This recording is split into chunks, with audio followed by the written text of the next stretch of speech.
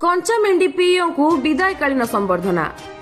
कंधमाल जिला क नुआगां ब्लॉक रो कंचामेंडी पंचायत रे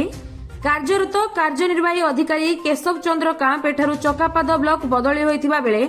कर्मचारी एडीओ मधुस्मिता प्रधान और बीएफटी कान्हुचरण बेहेरदोलाई को अन्यत्र बदली होइछि। एहाकु नै आज बदली होइतिबा कर्मचारी को क नुआगां पंचायत कार्यालय परिसर रे सरपंच गुनुलता मल्लिक अध्यक्षतार अनुष्ठित विदायकालीन संबर्धना सभा उत्तरीय प्रदान पूर्वक कार्यशैली को उच्च प्रशंसा करा जायतिला। लता मल्लिक मु कंजामेंडी ग्राम पंचायत सरपंच आमर एक्सपीओ जो थे केशव चंद्र कांप एडीओ आमर मधुस्मिता प्रधान मैडम बहुत आम ग्राम पंचायत को उन्नति काम करी आम पीओ सार एडीओ मैडम प्रति वार्ड प्रति गाँव को जाई बहुत भाव मु सरपंच हितार बहुत गर्व अनुभव करुच्ची एवं मोर वार्ड मेंबर भौणी माने गाँ साथी भाई माने समस्ते एडीओ पीओ सार को साहाय्य सहयोग आम प्रति पंचायत ग्राम को बहुत भल भाव सुचारू रूपे बहुत सुंदर भाव ग्राम को साहाय्य सहयोग कर बहुत गर्व अनुभव करुच्ची एति कहि मोर मु श्री केशव चंद्र कंप कंजामेंडी पीओ एक्स पीओ आज मोर ग्राम पंचायत रे कंजामेंडी ग्राम पंचायत रे मोर सरपंच गाँ साथी समस्त वार्ड मेंबर सभ्य सभा आमको संबर्धना सभा जहाँ मुझे चलीगली ठीक से कम सुचारू रूपे करिछि कि न करिछि सेटा मते तर्जमा करागला कि पुनर्बार मुझे भल कम करि थाए फिर बैक टाइम आसी पारे से मो दुखित मोर खुशी अच्छी दुखी अच्छी से मोर सरपंच एडीओ समस्ते अच्छा समस्त गाँ साथी वार्ड मेंबर भाई भौणी मैंने अच्छा से मैंने मो कौन काम करिछि न करिछि से करेंगे से सरकारी आदर्श क्रमे आमर बदलित 5 वर्ष 6 वर्ष निश्चित स्वाभाविक तेणुपाई आम बदली कार्यक्रम रे मो चकापाद ब्लॉक को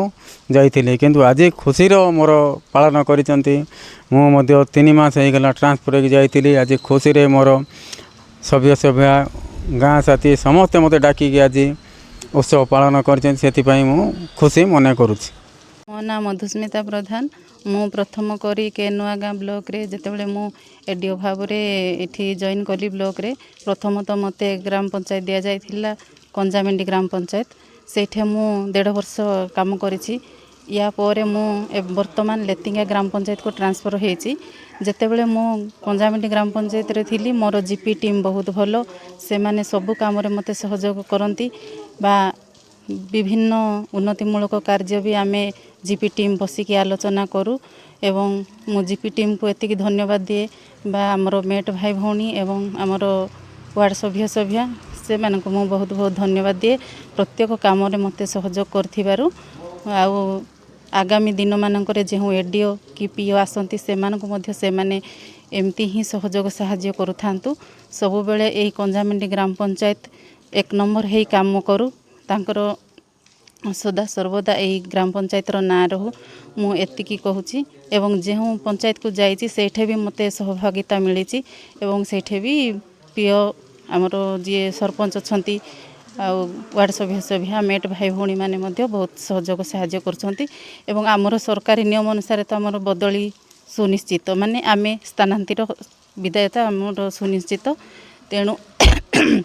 जो पंचायत को जीवु आमर सेठी काम कार्यरत हो रहा आमर कर्तव्य तेणु मु पदाधिकारीମାନଙ୍କୁ से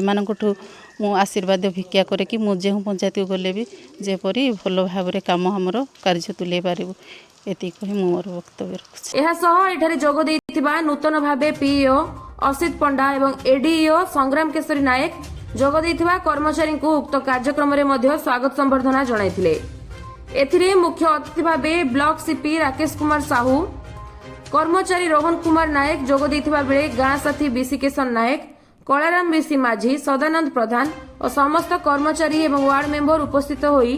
पुरातन कर्मचारी को विदाय देथिले एवं नूतन अधिकारी को स्वागत जणाइथिले। कंधमाल जिल्लारू क नुआगां ब्लॉक प्रतिनिधि भागीरथी नाथ को रिपोर्ट दी पब्लिक ओडिशा।